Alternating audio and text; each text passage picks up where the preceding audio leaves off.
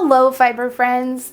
I want to tell you about a natural dye project that I just finished, and I dyed my wool with buckthorn. Today I'm going to tell you all about it.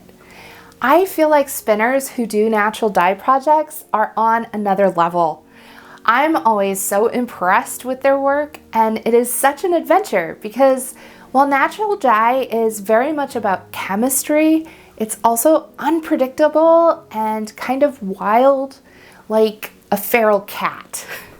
So far in my natural dye journey, I have been swinging back and forth between researching without enough doing and doing without enough research. I've had some successes, but also several failed projects, and most of my recent natural dye projects have been unremarkable. But today, fiber friends, that all changes. Today, I'm showing you my buckthorn dye project, and spoiler alert, it's a success. Some people associate buckthorn with tenacity and good luck, so maybe the buckthorn was just working in my favor. Or maybe I'm getting more comfortable with natural dye. Either way, I'll take this win because I want to be on another level with all the other natural dyers. So let's talk about buckthorn. I got some of this information from Wikipedia and some other sources, so if you are interested in those sources and learning more, it will all be linked in the video description. So the Latin name for buckthorn is Rhamnus cathartica, and it's also known as the European buckthorn, common buckthorn, purging buckthorn, or as I'm referring to it in this video, just buckthorn. It is a species of small tree, and it's native to Europe, Northwest Africa, and Western Asia, from the central British Isles, south to Morocco, and east to Kyrgyzstan. It was introduced to North America as an ornamental shrub in the early 19th century, possibly earlier, and is now classified as an invasive plant in several US states and also in Ontario, Canada. Buckthorn is particularly prevalent in the Great Lakes states of Minnesota, Wisconsin, and Michigan. Because it's an invasive species, it's a prohibited species in a few US states.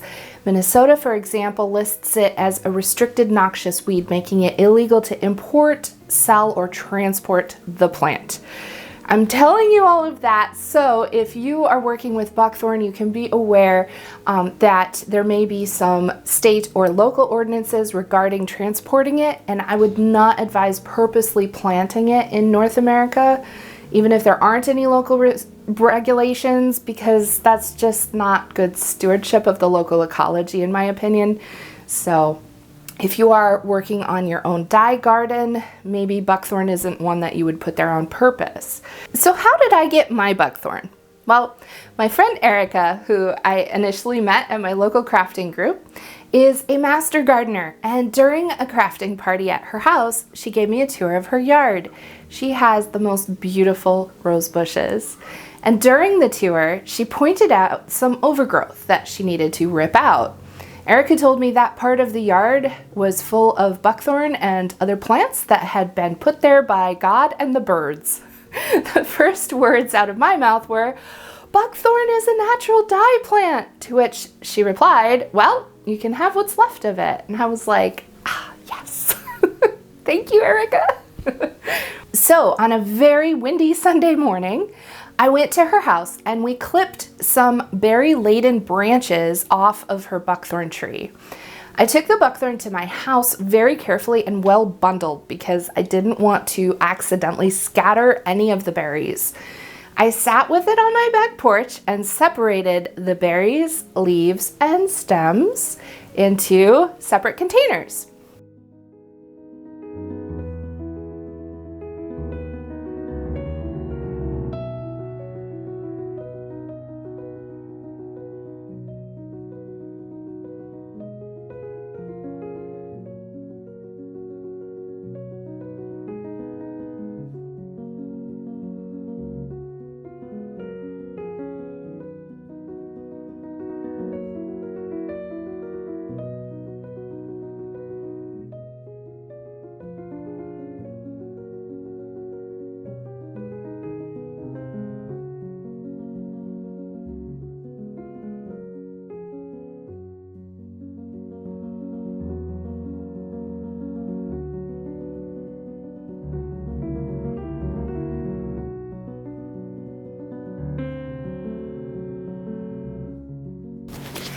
I went searching through all of my natural dye books that I have in my personal library, and none of them referenced buckthorn at all. So I headed to the internet, where I found a spin-off article titled Dyeing with Buckthorn by Cindy Craft. Cindy Craft has been experimenting with buckthorn, and she has achieved several different colors from it, including pink, yellow, green, and blue. Do you see what I mean about natural dyers are just next level? Those different colors come from the bark, which gives pinks, leaves, which give yellows, and berries, giving us blue and greens. I didn't want to overdo it, so I decided to focus on the berries, but also I did want to overdo it, so I decided I would dye a whole pound of wool, but only with the berries.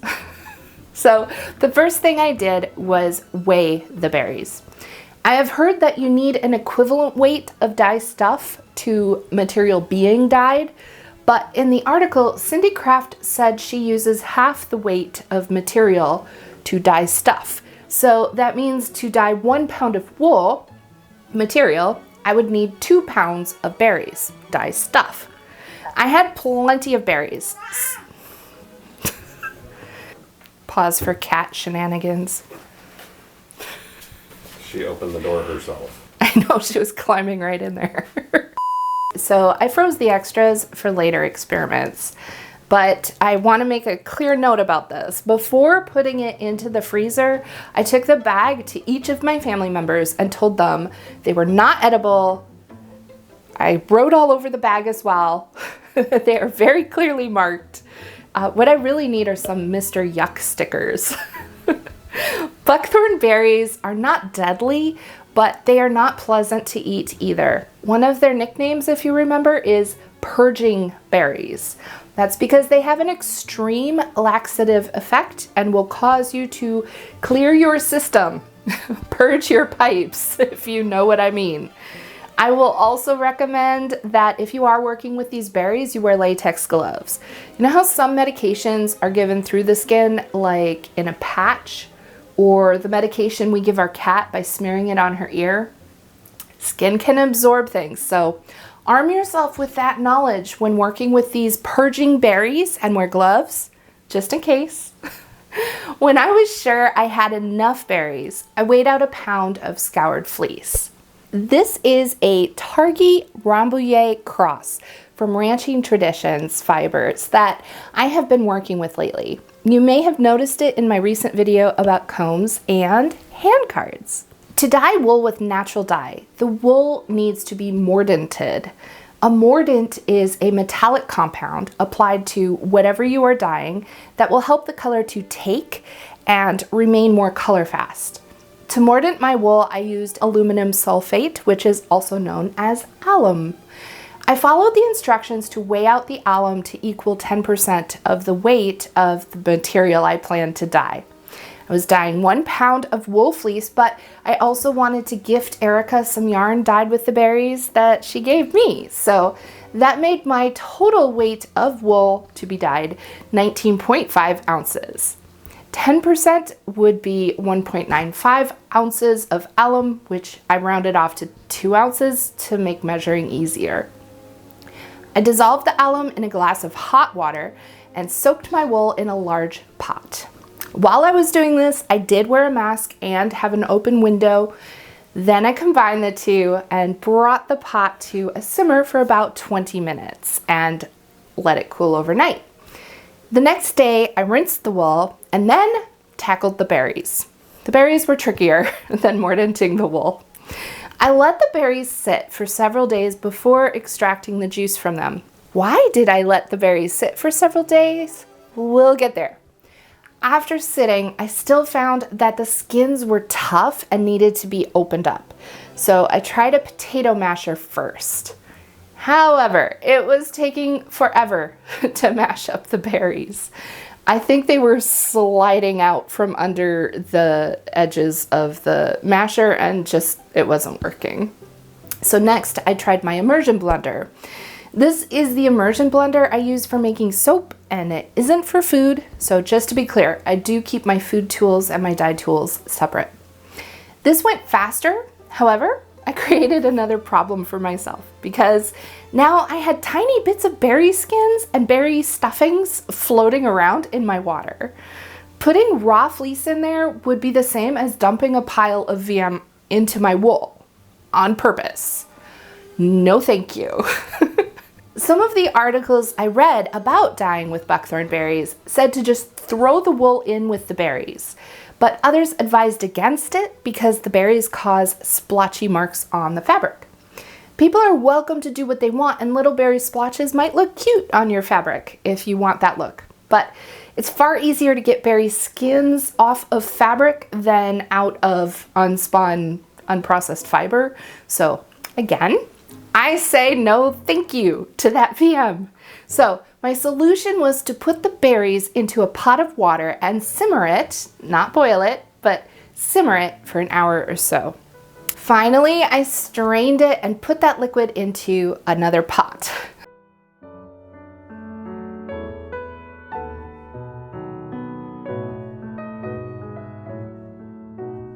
Then I added the wool with enough water to cover the whole thing.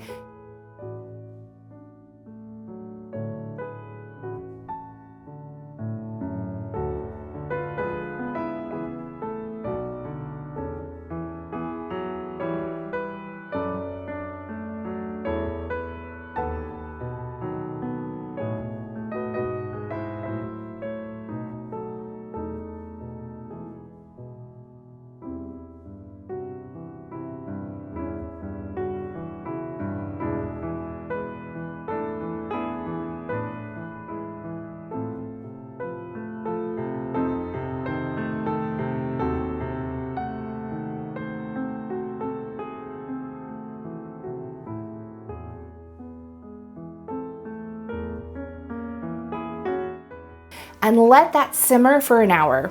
I turned off the heat, let it cool, and crossed my fingers that something happened. It was happening.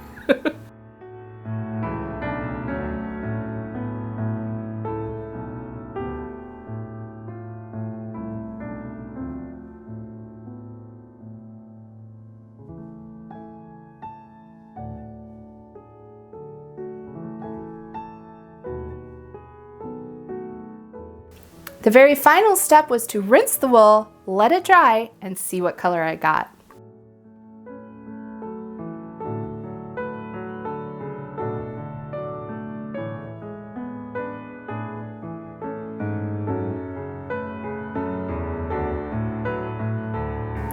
It looks like chartreuse to me.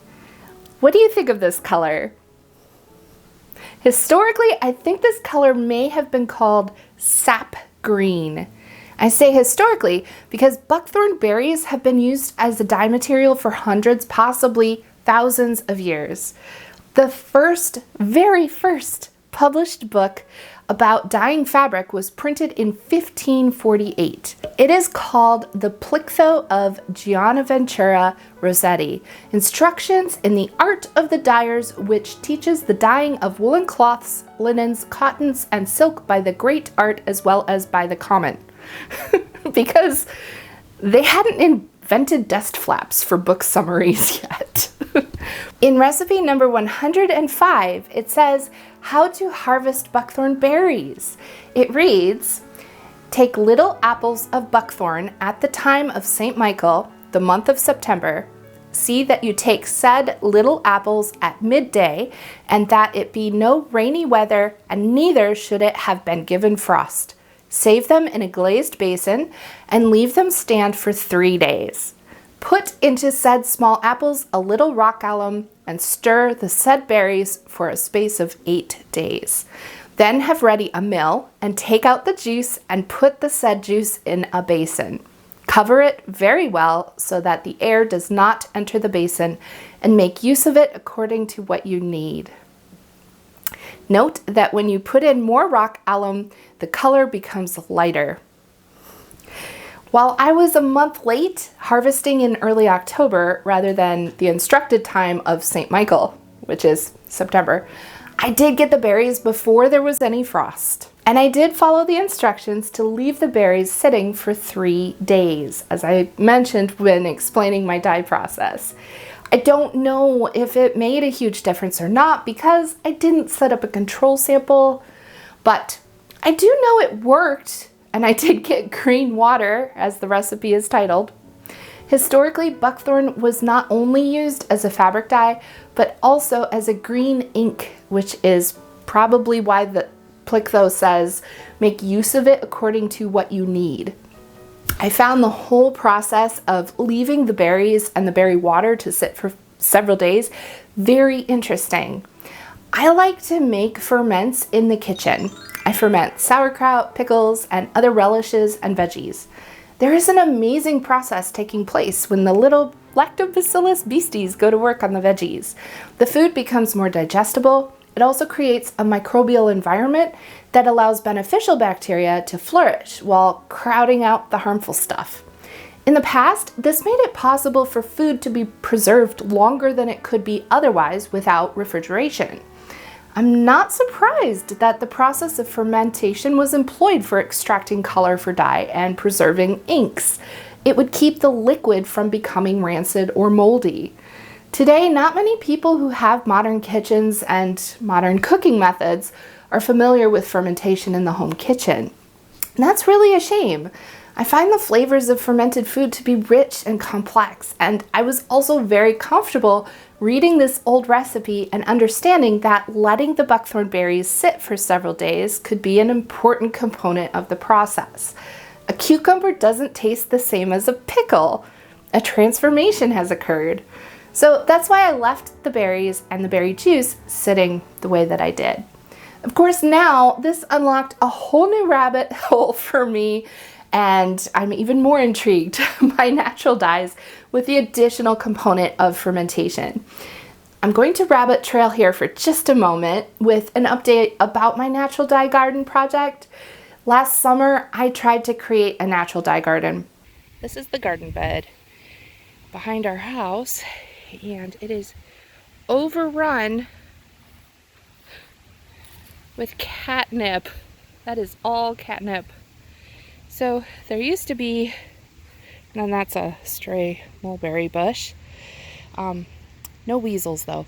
But this side used to have vegetables, and so I'm clearing this out. There's kind of a little stone divider here, so I'm just clearing all this out, getting it cleaned up, and seeing what we can do with the rest of this season since we've had this wire across everything. It's moved now instead of going across the middle of the garden, and there's just been a lot of utility work and construction, and they've had a backhoe back here and all kinds of things going on, so it's a lot of work, but we're getting it cleaned up. I want to get my other dye plants into the rest of the garden, but it needs to be hoed up just a little bit. So I'm doing that to loosen the top layer of soil, and then I'll throw some seeds around. So the seeds I ended up throwing around in this raised bed included flax, and that will be saved for a later video. The dye plants that I tried to grow this season included woad, weld, and Hopi red dye amaranth. Unfortunately, the woad, weld, and amaranth did not turn out this season. I have this Japanese indigo that I really want to try to dye with, but to do that I need to grow the plants, and my this one does do better in more northern climates than true indigo, but I might be pushing it where I live.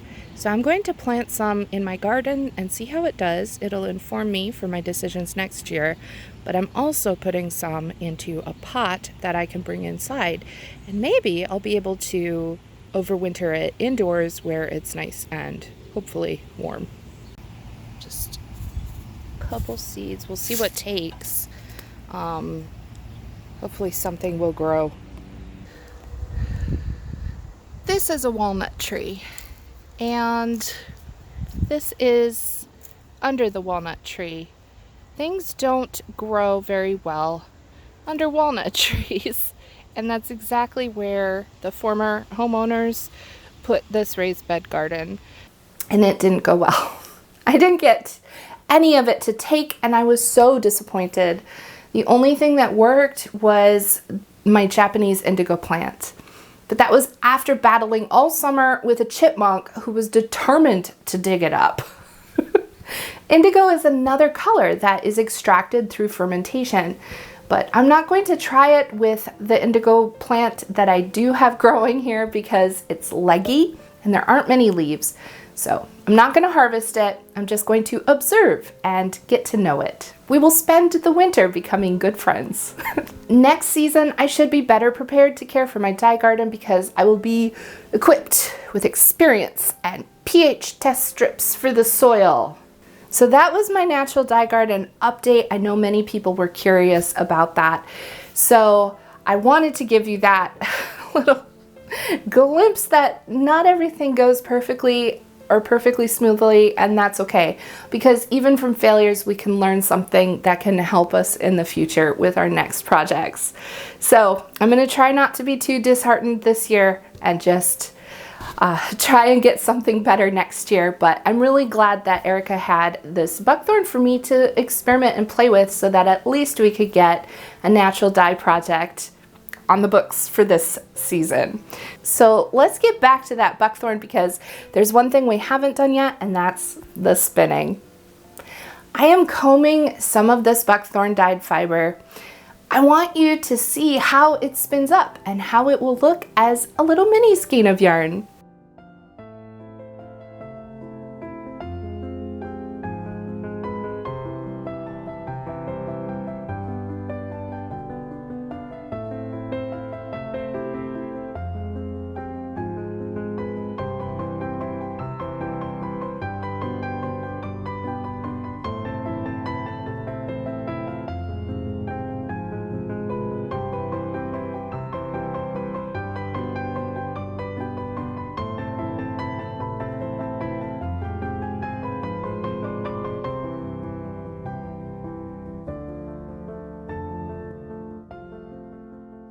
I'm pretty sure this is what they mean when they say dyed in the wool, because I dyed this fiber in the wool before it was processed and spun or made into cloth.